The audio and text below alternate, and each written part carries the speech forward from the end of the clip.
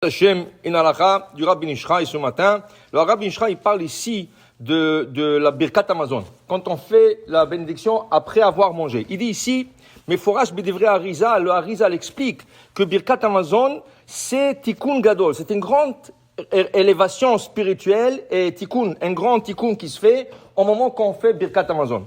Alors il dit ici, c'est très important, Iziru Rabotenu, les shayer pat à la shulchano. Alors, dans ce cas, tu as mangé. Tu as mangé avec du pain. Si tu n'as pas mangé avec du pain, on n'en parle pas. Mais si tu as mangé avec du pain, c'est important d'avoir un peu du pain à table au moment du Birkat Hamazon. On apprend ça d'Elisha Hanavi. Elisha Hanavi, il y a une femme, la femme de Ovadia Hanavi, qui vient se plaindre. Elle dit que le roi il lui a pris ses 2 enfants. Pourquoi il lui a pris ses 2 enfants? Parce que son mari, Ovadia, il a nourri 100 Nevi'im, 100 prophètes. Quand Isabelle, elle voulait tuer tous les prophètes. Alors son mari, il a pris en charge 100 prophètes, de leur payer à manger, à boire, mais il les a cachés dans 2 grottes. 50 dans une grotte et 50 dans une autre grotte. Et là, il payait, alors il allait chez Achav, le roi. La femme voulait tuer les prophètes, il allait chez le mari sans lui dire. Il dit, j'ai besoin de l'argent. Il dit, mais moi je te charge des intérêts. Lui, il est juif, il n'a pas le droit de charger des intérêts. Il a dit, j'ai pas le choix. Il lui a chargé comme 30-40% d'intérêt. Mais lui, il a tout fait pour nourrir ses prophètes. Il les a nourris. À un certain moment, il était trop pris avec la charge. Il est décédé. Et là, la femme est restée avec la dette. Le roi, il est venu, il lui dit, ton mari me doit de l'argent. Il lui a dit, mais je peux pas payer. Il dit, pas de problème. Je te prends tes 2 enfants. Ils vont travailler pour moi, ils vont payer la dette. Mais Achav, il mangeait non kosher, pas de Shabbat, pas rien du tout. Il prenait des intérêts. Il faisait sa femme, c'est Avodah Zara.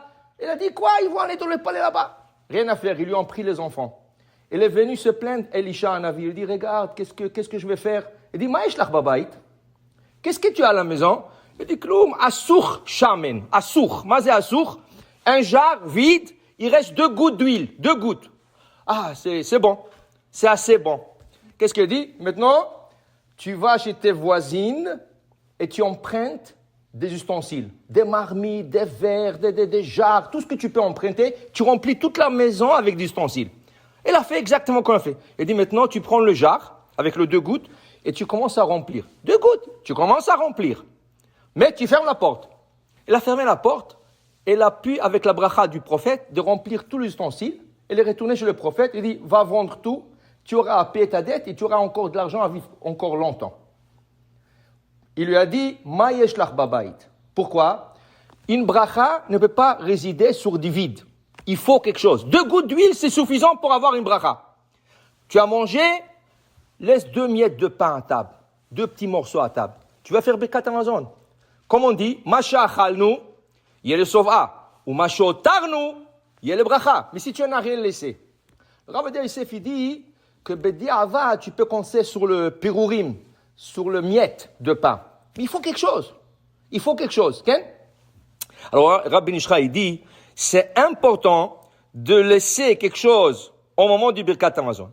Et il dit, qu'est-ce qui arrive si la personne a mangé et n'a pas fait attention et n'a rien laissé? Lo yishir shum davar. Il a tout mangé. Il n'y a pas de pain. Il n'y a pas. Qu'est-ce qu'on fait? Dit le Rabbi Nishra, dans ce cas, cette personne doit aller à la cuisine ou quelque part, emmener du pain, mettre. Tu emmènes du pain et tu mets à table pour faire Birkat Hamazon. Mais, il dit ici que lo yaviu el aproussa. Il faut emmener un morceau de pain, mais pas une miche. Lo lechem shalem, pas une miche de pain. Pourquoi? Il y avait une avodah zara au temps de nos sages qui s'appelait Gad. Aorchim le Gad shulchanam. Il y avait des gens qui croyaient dans cette avodah zara qui s'appelait Gad. Et la avodah zara, c'était de mettre à table une miche de pain et prier à cette idole qui s'appelait Gad. Alors, quand on fait Birkat Hamazon, il faut faire attention. Dit Rabbi Nishra, tu as emmené 2 pains entiers, tu as mangé un pain, il reste un autre pain entier. Tu n'as pas besoin de l'enlever, il était là déjà. Mais d'emmener spécialement pour Birkat Hamazon une miche entière, ça a l'air comme si tu priais à Gad. Dans ce cas, le vendredi soir, c'est très important aussi. Tu as 2 chalotes. Tu coupes une, il te reste une. Okay? Cette une, elle peut rester à table pour Birkat Hamazon. Mais quand tu vas dormir et tu débarrasses la table, tu enlèves cette miche entière de la table. Tu laisses rien que le morceau de challah qui reste. Mais pas une miche entière. Parce que la Avodah Zara, c'était emmener une miche, mettre à table, prier et la laisser toute la nuit à table. Ça, c'était une Avodah Zara. Le Shulchan Aruch nous avertit de ne pas se ressembler à ce type d'Avodah Zara. Donc, dit le Rav Ben Ishraï, que si quelqu'un n'a pas fait attention de laisser quelque chose, ou qu'il y avait un sandwich, tu vas pas laisser le sandwich, Raval. C'est un bon sandwich, tu vas pas.